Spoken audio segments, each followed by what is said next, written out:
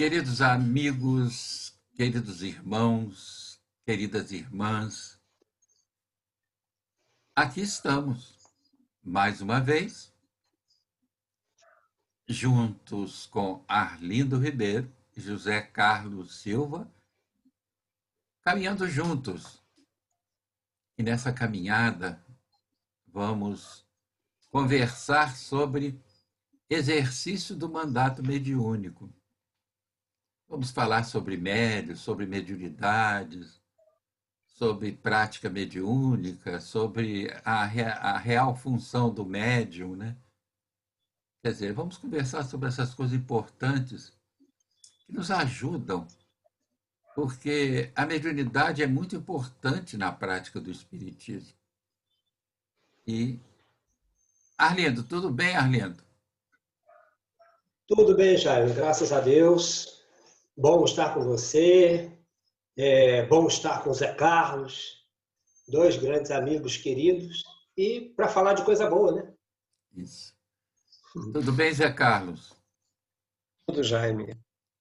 Prazer realmente estar com vocês, você com o Arlindo, falando sobre doutrina espírita, né? E que nós possamos, no término da nossa reunião, mais esclarecimento, né? Nós e todos aqueles que estão nos assistindo. Muito Antes de nós entrarmos no assunto, se bem que diz respeito, parece-me que o movimento espírita não dá muita importância à ciência espírita. Os espíritas gostam muito de dizer que o espiritismo tem três aspectos: ciência, filosofia e religião, ou ciência, filosofia e moral. Eu gosto mais de ciência, filosofia e moral, que isso aí vem de Kardec, né?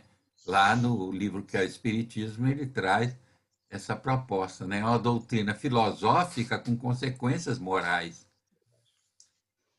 Mas o espírita parece-me que não entendeu ainda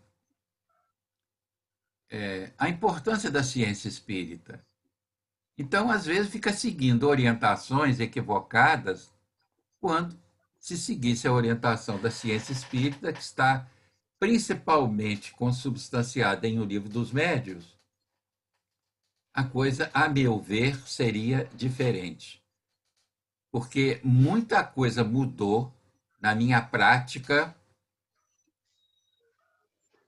quando, depois de passar muita dificuldade em casas espíritas, depois de 7 anos de passar dificuldades na área mediúnica, escrevi uma carta para a Ivone Pereira. Ela me respondeu enviando uma mensagem de Bezerra de Menezes. Nessa mensagem, Bezerra dizia que eu estava esgotado, fragilizado mental, emocional e espiritualmente. Eu precisava de repouso absoluto. Eu precisava de parar até com a leitura. Veja, Bezerra, que é um espírito que recomenda ler, porque a leitura nos leva ao conhecimento espírita. Ele recomendou que eu parasse. Por quê? Porque do jeito que eu estava, eu podia interpretar de forma equivocada aquilo que lesse. Então, até com a leitura. Quer dizer, e depois disse, e quando retornar, retorne com Jesus e Kardec. Essa é a orientação de Bezerra. Eu tenho a mensagem até hoje. Já está apagadinha, né? A lápis ainda, que a Ivone Pereira tirou. Quer dizer, então, daí por diante, eu me senti na obrigação. Bom, aí eu comecei a estudar Kardec. Foi aí que eu encontrei a verdadeira mediunidade, que eu encontrei prazer em trabalhar mediunicamente, eu encontrei sentido para a mediunidade, porque a gente frequentava a casa espírita e, às vezes, as que eu frequentei não tinha estudo. E quando tinha, era estudo um pouco fantasioso, né? Mas quando eu comecei a estudar Allan Kardec, e depois Eu me senti na obrigação moral, porque fui salvo por isso, eu me senti na obrigação moral de divulgar Allan Kardec. Então, vamos lá. Agora, existem fenômenos anímicos e fenômenos mediúnicos. Anímicos são aqueles produzidos. A, Anímico vem de ânima, alma. Alma, segundo a doutrina espírita, é o espírito encarnado. Então, fenômenos anímicos são aqueles produzidos por nós, sem a interferência direta dos espíritos. E fenômeno mediúnico é aquele produzido pelos espíritos através de médiums, né? Sobre essa questão, vocês gostariam, Arlindo, você gostaria de falar alguma coisa? Vamos lá. Quando se fala nessa produção, né, nesses fenômenos anímicos e fenômenos mediúnicos, a lembrança imediata é de alguém que viveu conosco aí, deixou uma obra, um trabalho de muito peso, de muito gozo e de muito amor, que é o Barçanufo, né? Eurípides A Barçanufo. capacidade, a Arlindo, que leu. capacidade daquele homem, nesse aspecto anímico, maravilhosa, maravilhosa. O que ele executava naqueles desdobramentos que ele realizava para ir atender grávida, para atender. Um negócio maravilhoso. Uma coisa que hoje a gente não vê mais, não é? Eu acho que não se tem mais esse fenômeno com tanta clareza, com tanta força, com tanta serenidade e execução total. Eu acho Eu que acho que Eurípides Barçanufo, no meu entendimento, ele é altamente injustiçado pelo movimento espírita. Porque a mediunidade dele era extravagante. Ele produzia curas, ele, além disso, o fenômeno, o único médio que produziu a bicorporeidade, que é isso que você está falando, que eu conheço na literatura, é ele, espírita é ele, foi ele que produziu a bicorporeidade. Quer dizer, quando a gente fala em bicorporeidade, tem que ir lá no Barçanufo mostrar os fenômenos que ele produziu. Então, continua, Arlindo. Mas eu acho, Jaime, que até você apontou aí, ele é um grande injustiçado. Talvez até por um fato que a gente tem comentado sempre, né, com muita constância. Conhece-se pouco o espiritismo de verdade no Brasil. Esse estudo basilar da obra kardeciana, esse conhecimento, porque não é só o estudo, que a gente fala estudo, o pessoal pensa que é só intelectualizar, não é isso. É conhecimento de fato. E a gente fala isso porque o nosso exercício, a oportunidade do exercício desse trabalho com a mediunidade, ou da participação dele no nosso grupo, foi o que me possibilitou compreensão real desse fato. Porque é muito difícil compreender algo que não se vê. Quem não participa, por exemplo, de uma atividade como essa, não tem muito como perceber a grandeza disso, a seriedade disso, a sutileza disso. É muito difícil. E como os expositores, os diretores, etc., não abordam muito isso como fenômeno expansivo e midiático, então as pessoas não têm muita clareza disso, né? Por outro lado, quando se fala em animismo e em mediúnico, a primeira coisa que a gente pensa é em falsidade e esquece que o anímico é capaz de realizar maravilhas como fez Barçanufo. Mas aí é falta de conhecer. Isso. As pessoas nem conhecem Barçanufo nas casas espíritas de um modo geral. A meu ver, esse é o meu modo de entender, pelo que eu tenho olhado. Não se fala nessa figura, muito raramente. E veja bem, aquela época, a época de Eurípides Barçanufo, só havia a obra de Allan Kardec para estudar. Então, ele não teve formação equivocada de obras mediúnicas trazendo divergências aí. Quer dizer, então, o que ele fazia era tudo de conformidade com a proposta kardeciana, né? Porque mesmo E não existiam essas obras mediúnicas de Chico, de Divaldo e desses médios todos, né? E Fone Pereira também, né? Então, Exato. ele era um médium e um grande cidadão, porque ele foi várias vezes para a praça pública, quando o espiritismo atacado pelo clero, lá em Sacramento, ele ia para a praça pública para defender o espiritismo. Olha que beleza. Poxa, a história E dele. aí, e aí, Jaime, nós vamos ver mais uma coisa. Só para fechar com o Barçanufo, a gente vai ver mais uma coisa. Uma das coisas que a mediunidade tem como prerrogativa é que sua assistência será cada vez melhor quanto melhor homem você for. Então está aí o Isso, Barçanufo como exemplo absolutamente indiscutível do isso. cidadão, do homem verdadeiramente de bem, engajado com a população, com a sociedade em que viveu, e carregando a doutrina como o grande eixo, o grande suporte para todas as suas atividades. Então, esse é um exemplo que a gente precisa retomar, rever, Isso reestudar. também acho. Zé Carlos, o que você gostaria de acrescentar, Zé Carlos? Só a respeito aí do Barzanufo, né? Ele, apesar, com tudo isso, ele era respeitado até de uma certa forma, até pelos seus próprios adversários, né? Pela autoridade que ele tinha, pelo conhecimento e pelo homem de moral que ele era. Pela De uma autoridade certa moral. forma, porque até de uma certa forma, lá na cidade, ele é lembrado até hoje, né? E tem outra coisa, o ensino, o Sim, colégio que ele fundou, o ensino era totalmente diferente do que se tem hoje como ensino, né?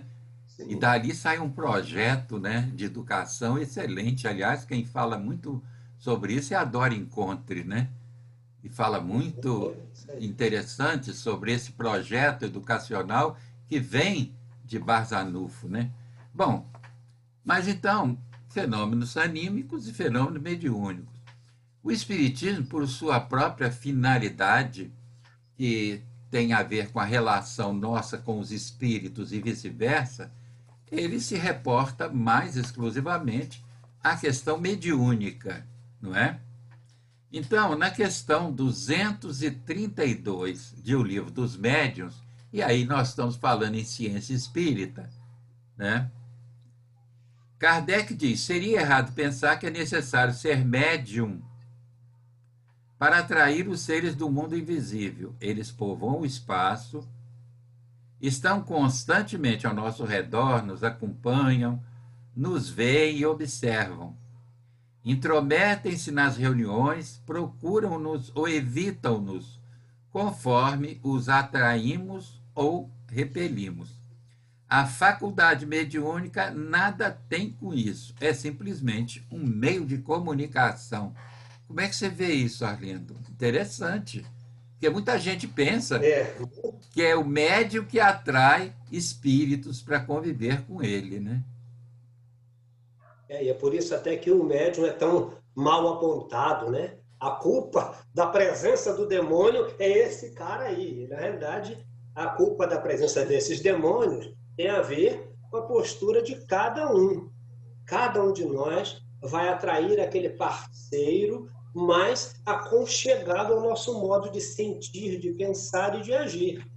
Não tem outro jeito. A única culpa que o médium carrega é que quando você arrasta o seu mau companheiro, ele é o para-raio que pode facilitar a sua vida, oportunizando que o tal se comunique por ele. Então ele devia ser mais louvado do que execrado. Não louvado como um santo ou como um grande Buda, nada disso, mas como alguém que pode facilitar muito a sua vida ante as dificuldades que você mesmo acaba conquistando na caminhada geral do seu dia a dia. Então, nesse sentido, o médium é a figura extremamente importante, que é aquele que permite que as más companhias, ou as boas companhias que me seguem, graças ao meu desejo, podem se fazer presentes e comunicar a sua alegria ou a sua insatisfação.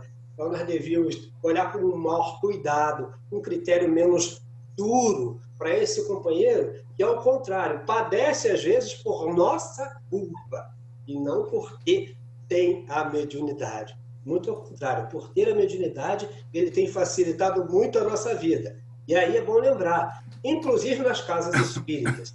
E digo inclusive porque quantas vezes as casas espíritas são abaladas pelas penetrações indesejáveis? Por que será, senhores?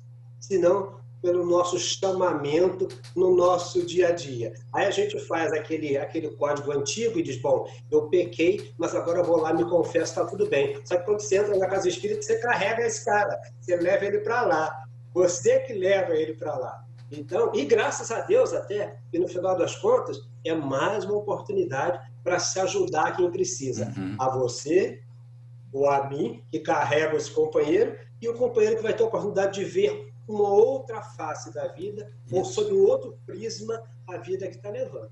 Isso.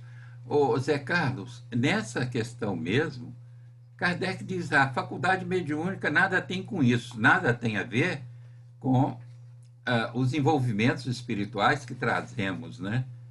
Ela é simplesmente um meio de comunicação com a nuvem de testemunhas, né, que chamou Paulo de Tarso, né? Quer dizer que a faculdade mediúnica é o instrumento em que nós acessamos a esse mundo espiritual que nos envolve, a que nós estamos ligados, não é isso, Zé Carlos? É verdade. É a forma pela qual também, na qualidade de médios, que nós podemos intercambiar essa relação do mundo espiritual com o mundo material. Né? Mas ainda se tem muita celeuma, né, em torno disso, né? Porque às vezes as próprias pessoas esquecem que elas são espíritos, né? E a relação com o mundo espiritual ela é constante, a gente se acotovela com os espíritos constantemente. Né? E algumas pessoas, talvez pela ignorância mesmo, ou por não vivenciar a mediunidade, ou por não ainda compreender a mediunidade na sua essência, e uma divisão muito grande. Por isso que, às vezes, fazemos até uma avaliação equivocada dos espíritos. Né? Às vezes, confunde-se, por exemplo, espíritos sofredores com espíritos mal intencionados, né? Enfim, e que esse entendimento é muito importante, inclusive na mesa de desobsessão, onde esses espíritos são trazidos, para que sejam devidamente orientados e auxiliados. Então, às vezes, a ignorância faz com que se crie até alguma fantasia em relação a esses espíritos, chegando até a chamá-los de demônios. Né? Uhum. Zé Carlos, você sabe que eu prefiro falar em equipe mediúnica ao invés de mesa mediúnica, porque eu acho que parece mais coerente, né? Porque médium é que se mediuniza, né? Então, uma equipe de médiums, né? Equipe mediúnica é uma equipe de médiums, né? E mesa mediúnica é uma equipe de quê, né? De mesas que se mediunizam. Bom, por outro lado, veja bem, no item 226 do Livro dos Médiuns, diz ele, sempre se diz que a mediunidade é um dom de Deus, uma graça, um favor divino. Por que então não é um privilégio dos homens de bem? E por que há criaturas indignas que a possuem no mais alto grau e as empregam no mau sentido? Todas as nossas faculdades são favores que devemos agradecer a Deus, pois há criaturas que não as possuem. Podias perguntar por que Deus concede visão a malfeitores, destreza aos larápios, eloquência aos que só a utilizam para o mal. Acontece o mesmo com a mediunidade. Criaturas indignas a possuem, porque dela necessitam mais do que outras para se melhorarem. Pensas que Deus recusa o meio de salvação aos culpados? É engraçado isso, né, Aninha? Quer dizer, aos culpados, nada. A cadeia, o inferno, né? Mas Deus é Pai, que isso. Fala, Arlindo. Essa definição que ele tem aqui no final dessa questão, desse item 226, é muito bonita, porque para nós olharmos para o mundo de hoje, inclusive, ela é perfeita, porque ela dá uma lição para nós que hoje queremos vingança, queremos vingança, queremos vindita o tempo inteiro. E Deus é um Pai amoroso, é um Pai que usa de justiça, mas que jamais deixou de usar para e passo o amor. Ele faz o quê? Pega o criminoso e dá a ele instrumentos de avanço. Isso é uma coisa que só na mente divina pode ter uma coisa dessa. É você pegar o criminoso em vez de execrá-lo, que a gente às vezes diz assim, as pessoas pegam o texto evangélico e dizem, olha, vai ser atirado fora, lá onde há choro e ranger de dentes. É verdade, mas não vai sozinho, não vai abandonado, não vai sem paternidade, ou melhor, não vai sem passaporte, não é uma apátrida. É alguém que vai para trilhar um novo caminho e tem a secundá-lo uma condição que é essa da mediunidade, que lhe possibilita N atividades de avanço, que só vai depender dele, melhor, sejamos mais justos, vai depender muito de quem o vá orientar, e é claro, dele pela postura que ele precisa ter diante da vida. Mas como nós somos os primeiros preceptores de nossos filhos, quando eles chegam para nós, precisam ser bem educados, moralizados, para que, na sua caminhada, possa encontrar e executar de maneira adequada até o momento em que essa mediunidade se faça presente ativamente e ele possa exercer esse mandato mediúnico, tirando todas as dificuldades que estavam no passado, transformando-as em tijolos novos para essa construção.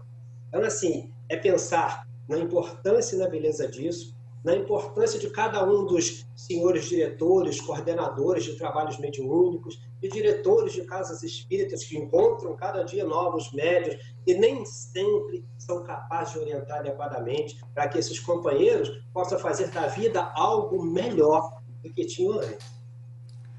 Quer dizer, e você, Zé Carlos, o que você gostaria de apreciar dessa questão? É aquele exemplo que se dá, né, Jaime? É a questão do instrumento.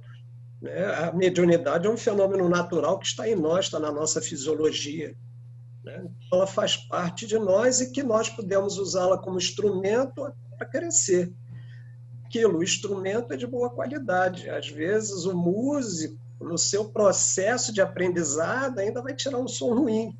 Mas, à medida que ele vai amadurecendo, considerando como ele vê essa atribuição de usar esse instrumento, entendendo por quê e para quê, né? Porque isso é uma via de duas mãos fantástica. Assim como ele vai se aprimorando enquanto músico ou enquanto pessoa diante da vida, ele ainda tem a possibilidade de encantar as pessoas, ou seja, de ajudar as pessoas, levando alento, conforto, consolo. Então, nessa via de duas mãos, se aprende muito, né? Chegando até a possibilidade de se entrar realmente num caminho de autorredenção, compreendendo o porquê que ele hoje pode estar passando por algumas dificuldades, né? Então, a mediunidade também ajuda muito nesse sentido, entender a relação com o plano espiritual, afasta a culpa só do obsessor, né? Porque tem gente que acha que o obsessor é culpado de tudo, né? E às vezes não é. Isso é porque existe aí uma relação que às vezes foi muito íntima no passado, né? Que por algum motivo qualquer acabou se tornando uma relação de muita dificuldade. E às vezes, através da própria mediunidade, se resgata a possibilidade de um entendimento maior do que é essa vida de relação, a atitude íntima dele, à medida que ele se qualifica, até utilizando esse instrumento, faz com que ele seja, além de uma pessoa melhor, ainda resgata as relações de desafeto do passado. Uhum. E veja bem, no Livro dos Médiuns ainda, no item 159, quer dizer, até agora nós estamos tratando de ciência espírita. Diz Kardec, deve-se notar ainda que essa faculdade, quer dizer, mediúnica, né, não se revela em todos da mesma maneira. Os médiuns têm geralmente aptidões especiais para esta ou aquela ordem de fenômenos, o que os divide em tantas variedades quantas são as espécies de manifestações. Quer dizer, há uma variedade enorme de manifestações mediúnicas, de formas de manifestações mediúnicas. E às vezes o médium chega incipiente na casa espírita, ainda neófito, até da doutrina e tal, e ele, ao invés de ser ajudado a entender-se e a entender a doutrina, ele acaba, até por falta de opção, copiando mediunicamente o médium principal do centro, né? E surge aquela coisa... eu vivi isso, estou falando que eu vivi. Quer dizer, ele copia praticamente o que faz o médium principal do centro. E quando esse médium principal do centro não tem conhecimento doutrinário, e acontece isso porque ele não tem, que se ele tivesse, ele não permitiria que isso acontecesse, essa interdependência, né? Quer dizer, então fica um negócio complicado, fica uma autoridade na sua vida, porque esse médium principal da casa espírita começa a ser praticamente um oráculo, né? Vai determinar, ele se insere muitas vezes, e isso aconteceu conosco, até na sua vida pessoal, particular, e coisas complexas que eu assisti, né? Arlindo, você gostaria de dizer alguma coisa? Eu gostaria sim, já, porque eu acho essa questão muito importante mesmo. E veja, deve-se notar que essa faculdade não se revela em todos da mesma maneira. Mas veja que coisa interessante. Para a nossa atualidade, ser um médium orador, por exemplo, tem sido o grande tchan. Então, as pessoas às vezes já vão para a casa espírita para serem esse médium. Então, a gente antecipa algo que nem necessariamente é nosso.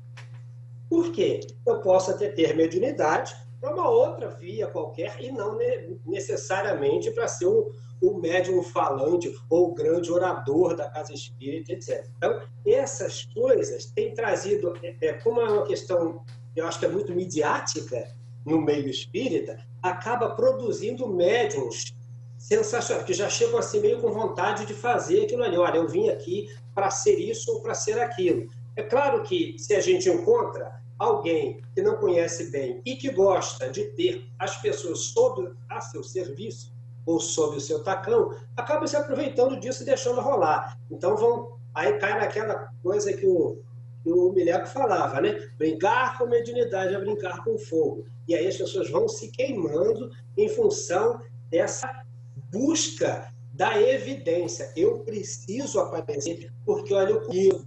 Ser médium é uma coisa tão boa. Olha só, todo mundo aplaude esse cara, então não preciso ser assim também. Então isso é sempre muito perigoso, mas é um atrativo. É um atrativo. Encontra alguém com vontade e encontra lá aquele que tem a vontade de comer, é terrível, é terrível. Por outro lado, eu acho que há um dado também que a gente pode levar em consideração. Eu tenho revisto algumas obras do Deolindo Amorim e eu queria trazer um trechinho para nós para pensar nisso junto também. Eu queria só lembrar que o Mileco, ele dizia o seguinte: envolver-se com a mediunidade sem conhecimento de causa é brincar com fogo. Né? Exatamente isso. Tá. O Deolindo traz uma coisa interessante, diz assim, olha, o que a doutrina ensina e a experiência confirma a cada passo é que todos temos possibilidade de entrar em comunicação com o mundo espiritual. Em todos os seres humanos que são espíritos encarnados, há potencialidades mediúnicas, mas é indispensável levar em conta, para evitar generalizações prejudiciais, que nem todos são médiuns com faculdades ostensivas. E aí a gente, às vezes, fabrica uma mediunidade que não tem. Pelo desejo, eu quero, e aí a gente acaba caindo nessa esparrela e criando para si muitas dificuldades. Eu acho que é uma das coisas que a gente precisa pensar. Também, às vezes, o candidato a médium, no caso, é colocado numa equipe onde aquele responsável pela condução acaba pressionando o indivíduo para que se pronuncie através dele um fenômeno. Fica toda hora perguntando: vem cá, você não está sentindo nada? Espera aí, olha. Ah, estou vendo um espírito aí ao seu lado. Não é possível, gente. Espírito ao nosso lado nós temos em qualquer lugar. E não quer dizer que a gente sinta. Então, o médium se vê num processo aí de pressão e acaba esse dirigente produzindo médiuns, entre aspas, né? Infelizmente. O que você gostaria de dizer, Zé Carlos? Até o que você comentou no início, né, Jaime? Essa relação, às vezes, de um médium neófito, né, como até você colocou, diante de um médium mais experiente, às vezes é até natural, por uma questão de admiração, enfim. Mas o grande problema é a relação de dependência, que tira a própria identidade desse jovem médium, não é jovem de idade, mas, né, e ele não consegue, que está tão vinculado ao outro, nem reconhecer os seus próprios verdadeiros potenciais. Então, ele passa, inclusive, a perder muito. Por quê? Porque ele não explora o seu potencial mediúnico em toda a sua extensão. Consequentemente, não tendo uma boa atividade, inclusive trazendo problemas para si mesmo, né? Problemas emocionais e, às vezes, se bobear até físico, dependendo da mediunidade. Até porque, a gente já falou, é um fenômeno fisiológico. Veja, o Kardec deu o nome de desenvolvimento mediúnico. Aqui no Brasil achou-se que o nome era indevido e colocou-se desenvolvimento da mediunidade. Eu fico, no caso, com Leon Denis, que falou em desenvolvimento do médium. O desenvolvimento, a educação, aliás, a educação do médium, não a educação da mediunidade. Porque ficou fácil. Eu vou para o centro espírita educar a minha mediunidade, como se fosse algo até fora de mim, mas que eu vou para lá para educar a minha mediunidade, não para me educar para ser um bom médium, né? Então, Leon Denis usa educação do médium.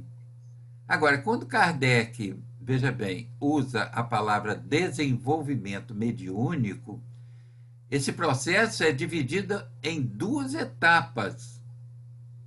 Quando a gente se aprofunda no entendimento de Kardec sobre o que ele chamou de desenvolvimento mediúnico, corresponde a duas etapas. Primeiro, é permitir a eclosão espontânea da mediunidade. Depois que há essa eclosão espontânea da mediunidade, aí sim entra uma terceira pessoa ajudando o médium nessa relação com os espíritos, porque o psiquismo dele não estava habituado. Então, é uma relação nova que aí sim precisa de ajuda externa para que o médium possa levar a cabo esse processo de educar-se na relação com os espíritos. Então, o Kardec, quando ele fala em desenvolvimento mediúnico, ele divide entre esses dois tempos. Primeiro, que a faculdade deve ser despertada espontaneamente e não sob pressão de dirigente da casa espírita. Não é isso, Arlindo? Pois é, se a gente tiver essa condução, essa fabricação do médium, a coisa fica muito complicada, né? Fica muito complicada, até por... Eu acho que o Zé Carlos colocou aqui essa questão muito interessante. É quando essa pessoa, esse homem, essa mulher, esse médium, ele fica privado de conhecer as próprias potencialidades, porque tal a dificuldade da condução que lhe é proposta por aqueles que deveriam ser os que lhe dão o melhor caminho. Quer dizer, a estrada com pavimentação adequada para que esse caminho seja o menos árduo possível, porque naturalmente já é. Ser médium, estar na condição de médium não é uma coisa tão simples quanto possa parecer. As pessoas até anseiam muito porque não têm ideia do que é passar, do que os médiums passam, não porque seja uma coisa desesperadora, mas é porque o dia a dia do médium não é uma coisa fácil, justamente por essa sensibilidade mais aflorada, mais presente no seu dia a dia, não é uma coisa fácil. Então, todo mundo quer ser, sem condição, às vezes, de ser, porque mal conduzido, mal orientado, pode acabar perdendo aquilo que lhe veio para ser uma força e uma ajuda na caminhada. Então, é muito grave e muito sério que os dirigentes que têm esse papel de orientadores não exerçam isso de forma conscienciosa, né? Com a clareza que a doutrina propõe. É isso mesmo. Agora, no item 226 do Livro dos Médiuns, é dividido em subitens, né? Tem o item 1, a pergunta: o desenvolvimento da mediunidade se processa na razão direta do desenvolvimento moral do médium? A resposta: não. A faculdade propriamente dita é orgânica e, portanto, independe da moral. Mas já não acontece o mesmo com o seu uso, que pode ser bom ou mal segundo as qualidades do médium. Então, a faculdade é orgânica e está a glândula pineal para provar isso, né? Porque Mas aí, como você já colocou antes, a questão é educar o médium. Porque se ele não tiver moralidade, ou quanto menos moralidade ele tiver, a coisa fica perdida. E o fato está aqui, presente nele. Agora, como é que vai ser usado, vai depender muito das orientações, da educação que se lhe dê, para que não se perca, né? Para que não se perca. Porque muitos acham, Zé Carlos, que a mediunidade é um atributo espiritual. Não é, não. É uma predisposição orgânica. Kardec está dizendo aqui. E hoje em dia tem o Dr. Felipe aí em São Paulo estudando a glândula pineal mais profundamente, né? E mostrando que é através da glândula pineal que tudo isso ocorre, né? Quer dizer, quando os espíritos falaram que a faculdade propriamente dita é orgânica, muita gente, poxa, aí vem o Dr. Felipe mostrando que é justamente através da glândula pineal que isso ocorre. Como é que você vê essa questão, Zé Carlos, de que, no caso, que a mediunidade em si não está ligado à condição moral, mas à prática, sim. A existência da mediunidade no médium não está ligada à condição moral do médium, mas à prática, sim. Sim, por isso até que a própria mediunidade pode ser um instrumento até de autorredenção, né? de reajuste, de educação, que ele vai poder vislumbrar um mundo que não é tão aparente aos olhos de todos, e que isso vai fazendo com que ele, conscientizado, ele tenha mais responsabilidade. Até porque tem algumas pessoas que, por não conhecerem a mediunidade, acham que é só receber espírito, fazer um bom trabalho, se relacionar com o lado bom da vida, mas tem o seu ônus também. Esse ônus pode estar em todos os níveis, né? Primeiro, o estudo que precisa ser feito, né? Claro, até para que o estudo é que educa, associado à experimentação, isso vai dando uma maturidade. Agora, por ser médium e ter que ainda lidar com o cotidiano da vida, às vezes isso aí, com a sua própria sensibilidade, pode ter um peso maior. Por isso, a responsabilidade também é maior, porque ninguém pode considerar o médium um ser iluminado e protegido de todos os lados e todas as formas pelos seus benfeitores, né? Porque eles não nos vão conduzir pela mão, eles vão nos orientar, mas a caminhada é nossa. Isso. Então, tem que haver responsabilidade. Isso. E no item 9, no caso, qual seria o médium que poderíamos considerar perfeito? Pergunta Kardec. Perfeito é pena, mas bem sabes que não há perfeição sobre a terra. Se não fosse assim, não estarias nela. Digamos antes, bom médium, e já é muito, pois são raros. O médium perfeito seria aquele que os maus espíritos jamais ousassem fazer uma tentativa de enganar. O melhor é o que, simpatizando somente com os bons espíritos, tem sido enganado menos vezes. Como é isso, Arlindo? Como é isso? Pois é. O médium Isso, perfeito não existe. Qual o melhor médium, Arlindo? pois é, né? Ainda bem que ele esclarece isso para a gente, porque a gente sempre tem essa ilusão, né? Até porque essa coisa da perfeição nos persegue. E aí eu digo, bom, sou lá um médiumzinho e tal, mas recebo um Bezerra de Menezes numa reunião dessas, isso já me enche a bola. A gente fica supondo que já é divindade. Então é legal isso, né? O melhor é o que, simpatizando somente com os bons espíritos, tem sido enganado menos vezes. Então, eu acho que, inclusive, nos dá alguns caminhos. Acho que isso aqui é o fundamental. Não pensemos na nossa perfeição, porque ela imediatamente não é possível. Mas nós podemos pensar nessa orientação. Que para sermos ou estarmos protegidos, ou mais protegidos, ou menos suscetíveis à presença dos que dificultam as nossas vidas, é que nós simpatizemos, e essa simpatizar é interessante, não é porque eu acho bonitinho, não. Simpatizar com esses espíritos é ter a atitude diária que os faz atrair-se para nós. Não é porque você olhou, eu adoro o Dr. Bezerra, sim, mas se eu sou no dia a dia, cúpido, falador, negligente, invejoso, se eu alimento todas essas dificuldades do campo moral, não tem jeito.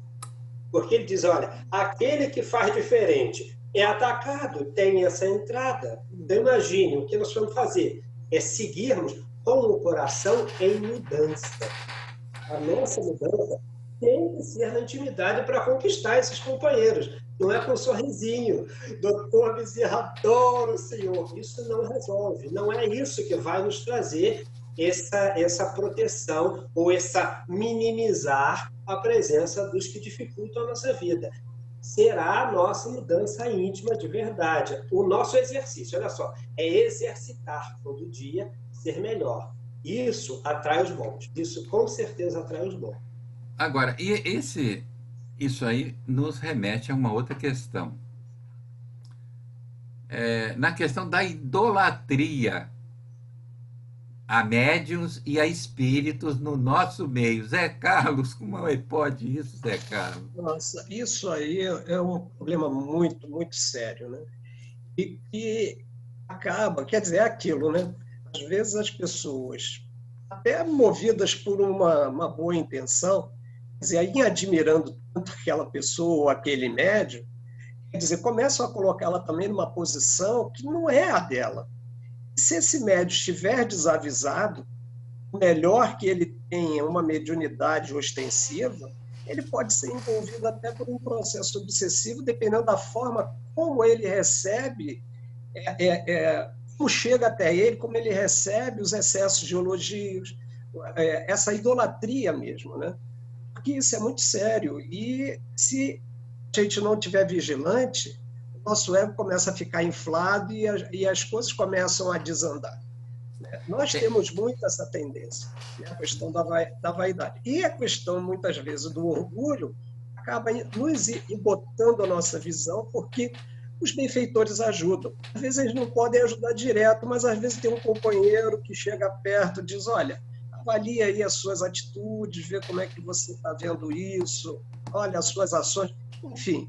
E se a pessoa ela não tiver aberta a ouvir, às vezes, um companheiro que chega com as das boas intenções, isso aí acaba complicando muito a vida do médico. Realmente, eu acho, veja bem, Emmanuel tem uma página no livro Pão Nosso, Perigos Sutis. Se vocês não conhecem, eu sugiro que leiam, vocês dois e aqueles que estão nos assistindo. Procurem ler e apreciar essa página de Emmanuel no livro Pão Nosso, Perigos Sutis. Emmanuel ali combate a idolatria a espíritos e a médios. Mas isso não evitou que muitos companheiros idolatrassem Chico Xavier e Emmanuel, e o próprio Emmanuel. Isso não evitou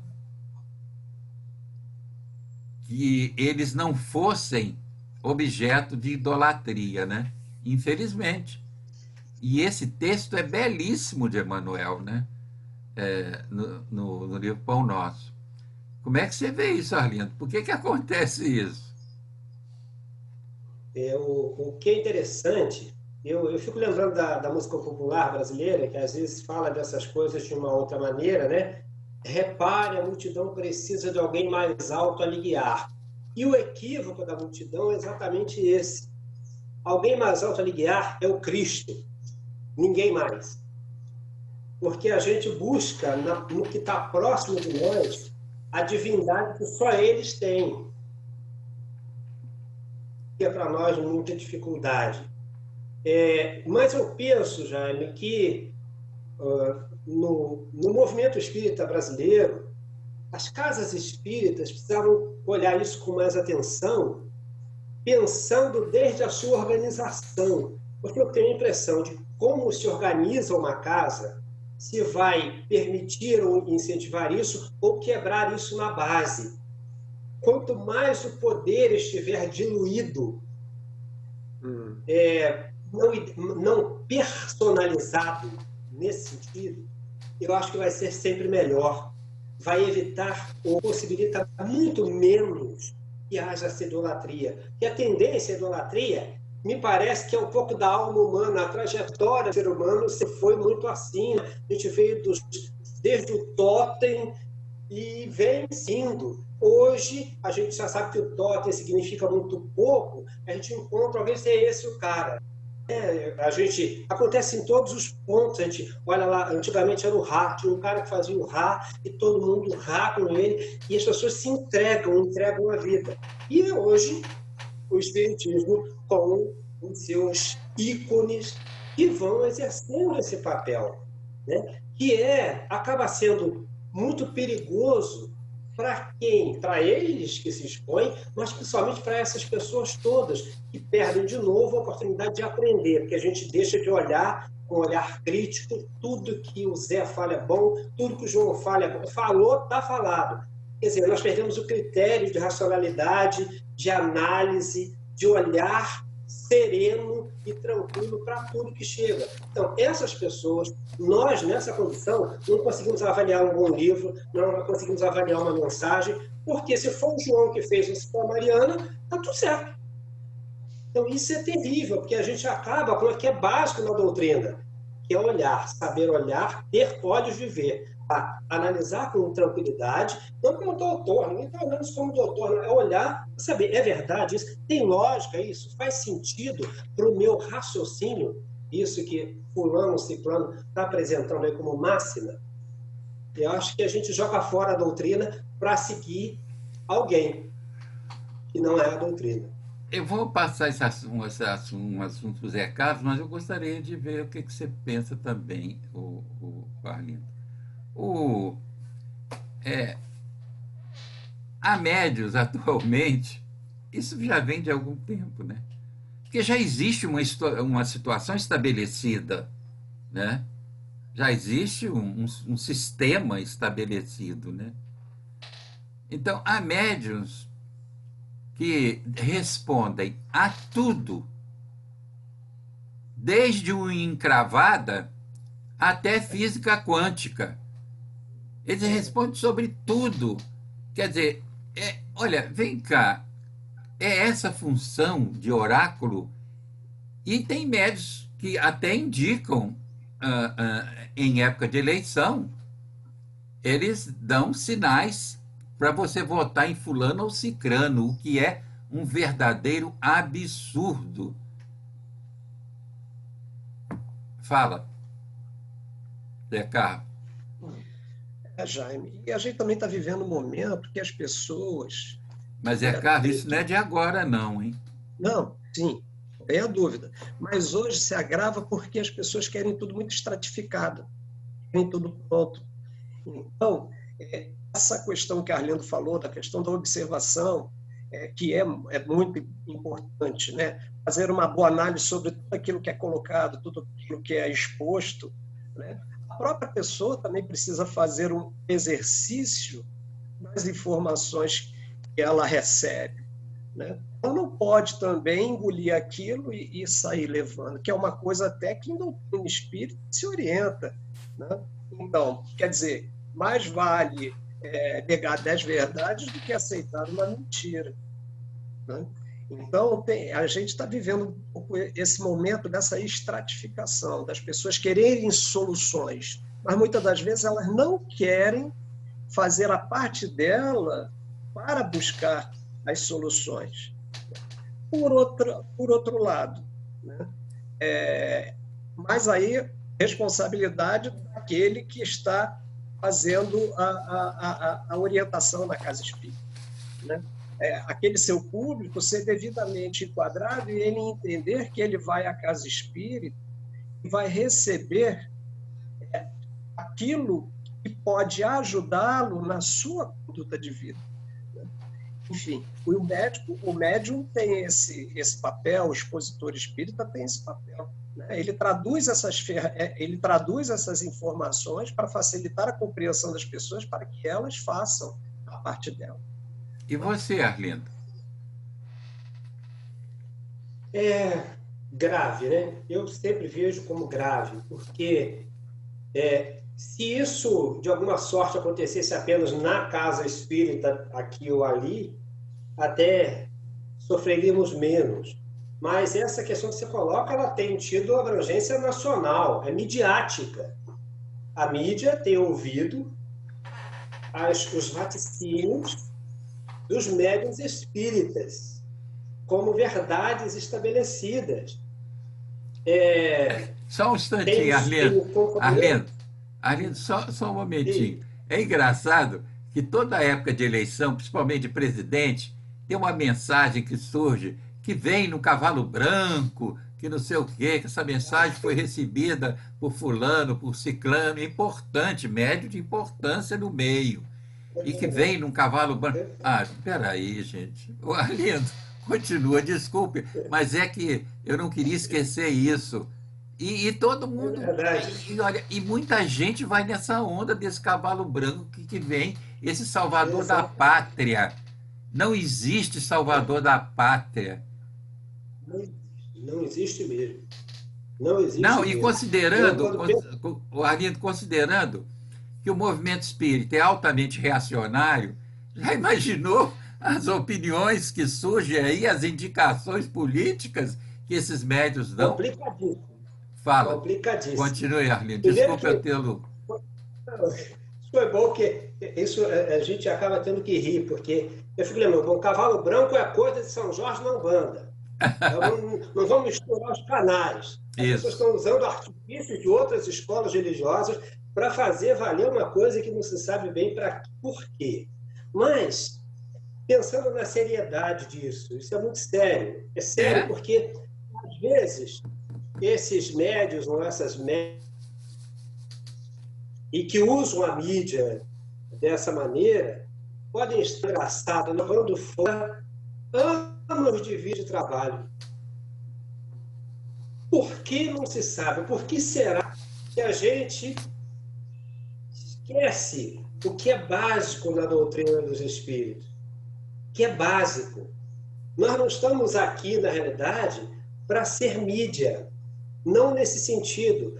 Não somos artistas pop, não somos pintores modernos, nós somos apenas e tão somente espíritos buscando um caminho de esclarecimento, buscando levar esse esclarecimento ou abrir as portas desse esclarecimento para essa população que sofre dores atrozes no campo moral, no campo material, porque padecem fome, padecem dor, desemprego, falta de casa, falta de moradia, falta de dignidade. Então, a única coisa que elas não estão precisando é dessas mentiras, porque elas não ajudam em nada. Não tem saneamento básico, né, Arlindo? Não tem saneamento básico. Pois é. Não tem nada. Aliás, não tem nada do que é básico. Educação, saúde, saneamento, nada. O que elas estão precisando é de braços que executem a obra e de vozes que, quando tiverem que abrir e falar, falem apenas aos corações. Porque essas mentes já estão atribuladas demais, com muita coisa fermentando nessas cabeças, sem saída para as suas dores e para as suas dificuldades. Então, que responsabilidade estão assumindo esses companheiros, falando de uma intelectualidade absurda, que chega às raias de ser intelectualoide, porque estão ocupando espaço em tribunas como se fossem formados pela universidade, e não são. O papel dos doutores da universidade é muito claro, mas é claro porque estuda-se em profundidade aquilo que está lá, para depois dos resultados científicos comprovados vir a público. E nós não temos esse know-how, porque não é esse o nosso papel. Não é esse o papel do espiritismo, não é esse o papel dos médiuns espíritas, não é esse o papel dos oradores espíritas. Não é. É levar consolação, é levar esclarecimento e amparo àqueles que precisam. E olha que a nossa população precisa demais. Tem uma gama enorme de pessoas padecendo de tudo. E estão levando mais ilusões. Estão estratificando ainda mais, coisa que o espiritismo não veio para fazer. Zé Carlos, veja bem. Numa parte da questão do Livro dos Médiuns, item 228, Kardec diz assim: necessário lembrar ainda que o orgulho quase sempre é citado no médium pelos que dele se servem. Bom, pelo que é necessário lembrar ainda que o orgulho é quase sempre excitado no médium pelo que dele se servem. Se possui a faculdade um pouco além do comum, é procurado e elogiado, julgando-se indispensável e logo afetando áreas de importância e desdém quando presta ao seu concurso. Já tivemos de lamentar várias vezes os elogios feitos a alguns médiuns, com a intenção de encorajá-los. Então, às vezes, é o entorno do médium, né? É a bajulação, porque quer ser favorecido por aquela mediunidade diferente, né? Quer ser obsequiado por aquela faculdade. Então, isso aí leva alguns médiuns a escorregarem nessa questão aí da vaidade, e se permitem ser idolatrados, não é isso, Zé Carlos? Até porque todos nós temos as nossas dificuldades, né? Agora, a própria doutrina espírita, por sua vez, sempre sinalizando ou dando indicativos desses perigos, né? Agora, a gente também tem aqueles médiuns que não são espíritas e que, às vezes, nem têm esse suporte, né? Conduzem a mediunidade quase que ao bel prazer, né? Sendo conduzido, não conduzindo. E isso também acaba levando duas coisas: a derrocada do próprio médium e acaba um pouco também maculando a imagem da doutrina espírita, né? Porque todo mundo associa mediunidade a espiritismo, seja na Umbanda, Infelizmente, né? seja na Umbanda, Infelizmente. Candomblé, enfim. E que é um grande erro, né? Agora, no tocante ao médium espírita, ele tem que fugir desse negócio de muita bajulação, porque ele corre o risco, como você falou, de às vezes escorregar. Até porque, aproveitando esse viés, é que aqueles desafetos, obsessores, podem encontrar a brecha e ficar fomentando essa ilusão de infabilidade, né? de às vezes até acreditar que tem um potencial além até do que as suas características naturais o fornecem. Então, muito sério. O médium tem que estar vigilante, sempre Agora, veja vigilante. bem, nós estamos falando até agora de ciência espírita. Os textos que eu estou lendo aqui para a gente avaliar é de O Livro dos Médiuns, onde está assentada a ciência espírita, né? Que a ciência espírita é obra de Kardec. Herculano Pires diz isso muito bem. Mesmo porque espírito desencarnado não faz ciência no mundo físico.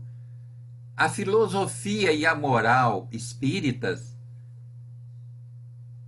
isso aí, esse conjunto doutrinário, é obra dos espíritos superiores. Mas a ciência espírita é obra de Kardec. E ele foi construindo essa ciência na observação do fenômeno e tirando do fenômeno as fantasias, os penduricalhos, que não fazem falta nenhuma e, muito ao contrário, às vezes prejudica o desenvolver de uma mediunidade, né? O desenvolvimento adequado, ou a educação desse médium mais coerentemente, né? Agora, a questão da mediunidade, como Kardec diz, antes de praticá-la, temos que aprender, estudar. Temos que estudar antes e praticar depois. É a orientação de Allan Kardec. E tem uma parte técnica e tem a parte moral. Tem a parte técnica que o médium precisa observar para ter um bom resultado, mas tem a parte moral. Essa parte moral é uma construção diária que o médium tem que realizar, buscando tornar-se sempre uma pessoa melhor. Não é isso, Arlindo? É verdade, Jaime. Que eu estava aqui refletindo enquanto os ouvia e ouvia Zé Carlos e a você, eu estava aqui pensando naquilo que a gente repete muito comumente, que falta fez e que falta ainda faz o estudo da Revista Espírita. Tranquilo. Porque a Revista Espírita, Kardec vai exemplificando que ele vai trazendo tudo que tem sido editado aqui e acolá, as pessoas mandam para ele, mandam recorte do jornal, olha, saiu no jornal tal, isso. Ele traz o texto, põe ali, põe integralmente, analisa em seguida. Quando se dá o fato, ele pode acessar os benfeitores que dirigem a sociedade. Olha, esse fato aqui é por aqui, o caminho que a gente está... Então, é uma seriedade tão grande na checagem de tudo, que não permitiria que isso se desse. Embora no Brasil se tivesse minimamente estudado o Livro dos Espíritos e o Livro dos Médiuns, acho que não podia ser o bastante, porque sem a revista, isso aqui fica fácil de acontecer, que a revista exemplifica, mostra de fato. E esse próprio fato me lembra de um dos nossos encontros nessas semanas, em que você até chamava a atenção para uma coisa interessante. O pessoal tem medo de que o espiritismo acabe, vai acabar com o centro espírita. Não, o que os caras querem é isso, é que alguém que é espírita, que tem renome, que esteja na mídia, comece a ir por esse caminho, porque isso desmonta, isso mina por dentro, isso apodrece ou tem Mina a ideia por de apodrecer a dentro. estrutura. Entende? Então, isso é que é grave. mas é grave porque quem está lá, quem está chegando, nunca viu essa tal dessa revista. E hoje já tem, mas eu não sei quantas casas estão se dedicando a estudá-la, para compreender a complexidade disso, a seriedade disso, que ali Kardec estabelece com muita clareza as dificuldades que a alma humana encontra no transitar com isso, no lidar com todas essas coisas. Não é fácil, não é simples, não é aquela história da reforma íntima que virou aquela panaceia que a gente já conversou, e não é assim. Na realidade, é estudar amiudadamente, é discutir a questão, é analisar com clareza para que a gente não repita o erro que está se vendo. Por quê? Porque só é possível não repeti-lo estudando diuturnamente. Quando a gente estuda e acha que já acabou, o orgulho já chega junto, olha, eu já sei, já está tudo certo, que esse caminho eu já conheço. Isso é um equívoco, porque o ser humano é dinâmico demais, a vida é dinâmica demais. Não há nenhum padrão que não seja alterado pela vida do dia a dia, porque a vida é dinâmica demais para que a gente suponha saber algo peremptoriamente de forma definitiva. Então, esse é um grande equívoco no lidar com uma questão, ainda mais com uma questão da mediunidade. Extremamente difícil lidar com uma coisa dessa. Nós estamos numa época de transição. E parece-me, pelas coisas que vêm surgindo, que parece que o que estava escondido vai estar aparecendo. Primeiro foi aquele negócio da Gênese, né?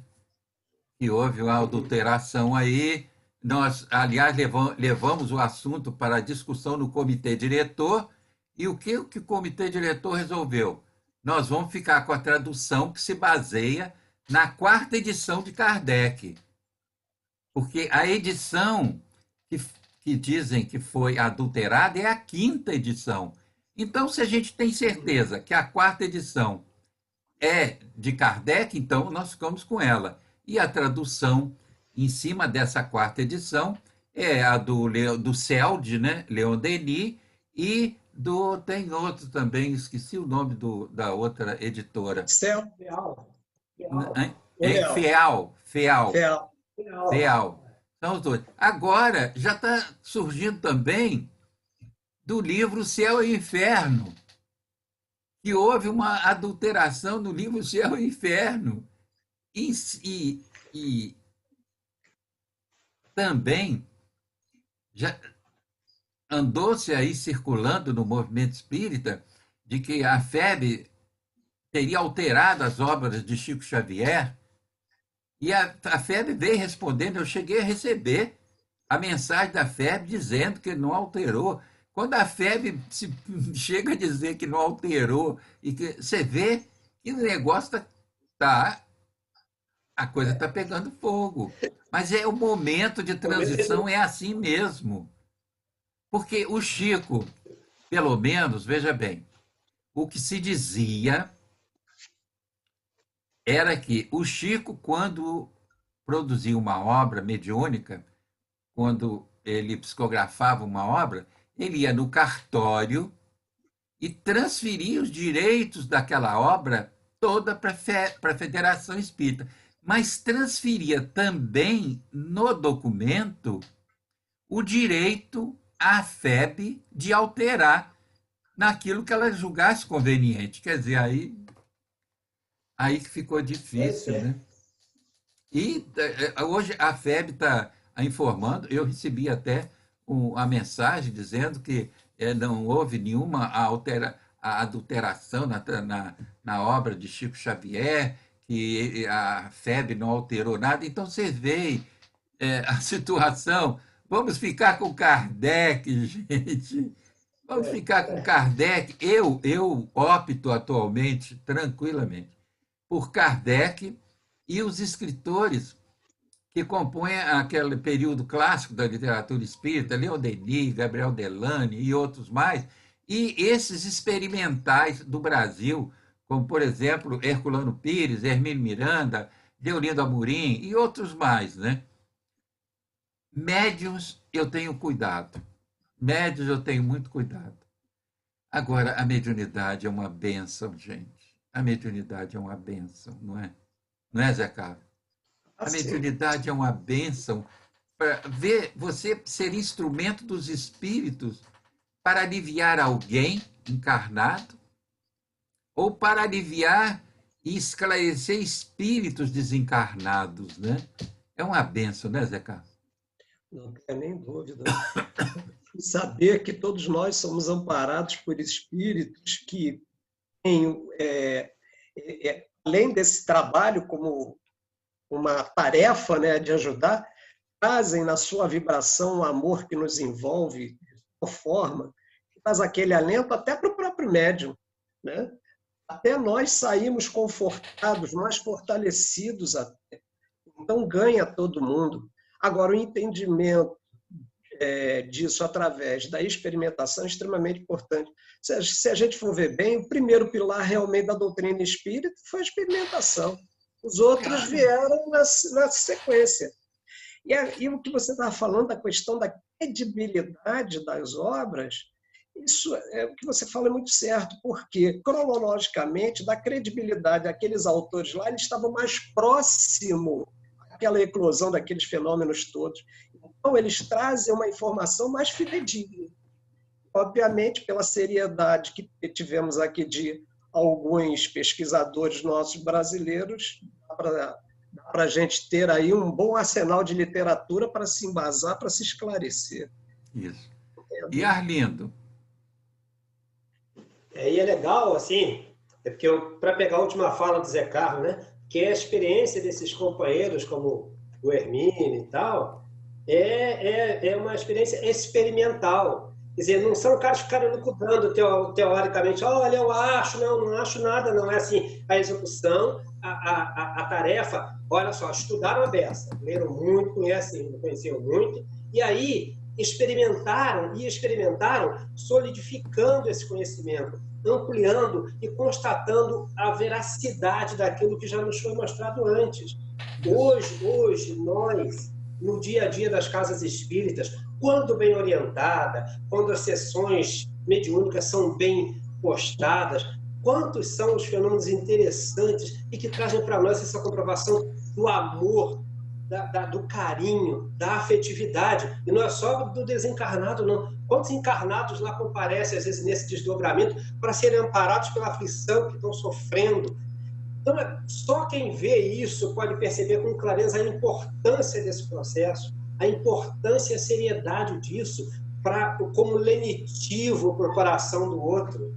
A gente não pode brincar com uma coisa dessa. Essa coisa é da medicina transcendental que a gente não consegue avaliar. A gente não consegue avaliar. A gente fica achando que mediunidade é receber espírito e pronto. Aí depois que acaba, pode beber? Não, essa história é bem outra. Essa história é bem outra. É um trabalho homeopático, lentíssimo, carinhoso, afetuoso e de longo tempo. Não, nada acontece do dia para a noite. A gente, quando chega, acha que vai falar com o espírito no dia e ele já vai embora, bom da vida, feliz, bom, já não deita. Aprender que isso não se dá assim, é preciso a gente estar muito atento e com muita vontade de saber. Deixa o coração falar, deixa o coração participar dessas atividades, que a gente se enriquece demais, demais. A reunião mediúnica, no meu entendimento, é a alma da casa espírita, é o coração da casa espírita. Ali transbordam necessidades, ali transbordam compaixão, amor, compreensão para esses necessitados que surgem ali. Quer dizer, ali na reunião mediúnica está se expressando a alma daquela casa espírita. O que aquela casa espírita realmente produz em termos de realização espiritual através da mediunidade, né? Só que o nosso tempo tem tanta coisa para falar ainda, né? Mas nós vamos voltar ainda nesse tema. Zé Carlos, as suas despedidas e se você tiver alguma mensagem nesse final, fique. Jaime, por favor. Jaime, é aquilo. É sempre bom, né? Caminharmos juntos. É sempre bom. Muito bom. E eu quero agradeço sempre a oportunidade de estarmos caminhando juntos. Isso é enriquecedor para mim é muito enriquecedor, né? E que os nossos ouvintes, né, aqueles que estão nos ouvindo, Vão possam assistir, agora assistindo, né? Você assistindo, é você não verdade, está semeando ideias, não. é verdade. Você está. Acho que eles e com